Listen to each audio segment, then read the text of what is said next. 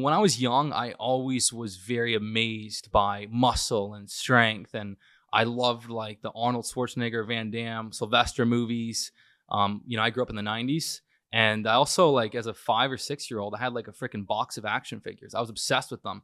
And like one of them in particular was this brick bazooka guy that was freaking jacked, and I just always remember admiring the strength and the muscle. And it was very clear to me that I wanted to train and gain muscle and look good. I thought it was the coolest thing in the world. But why? I wanted to have that power. I wanted to feel like no one could mess with me. I wanted to feel like I was improving myself, growing.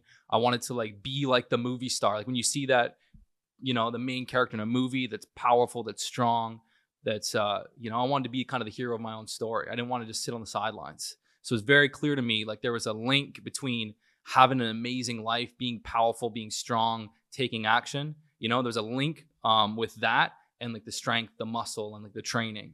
And you saw that right away? I saw that. Yeah, I saw it right away. And even like when I was watching some of those movies, like what would really inspire me the most was like, in Rocky, like when he's training and he's working out, he's doing push-ups, he's boxing. Like I loved the work it took to kind of get the result. And even in a lot of the kung fu movies, you do see like this training component. So like I was very drawn to like the discipline and the training to get the result. It's funny because a lot of people start out and they are super interested in lifting weights, but then they're like, like that's not for me. But for you, it seems like it's been literally every year you've just gotten more and more invested and interested in lifting and helping people. So why is that the case? Well, for me, if I love something, I like sharing it. Like if I find something really is awesome for me, I want to share it. Like when I started doing fasting, I was telling my friends, I'm like, tell my brothers, yes, what are you doing eating breakfast? We got to start fasting, the benefits, So when I find something I love, I like to share it. Hence why I started going on YouTube, when I was very young.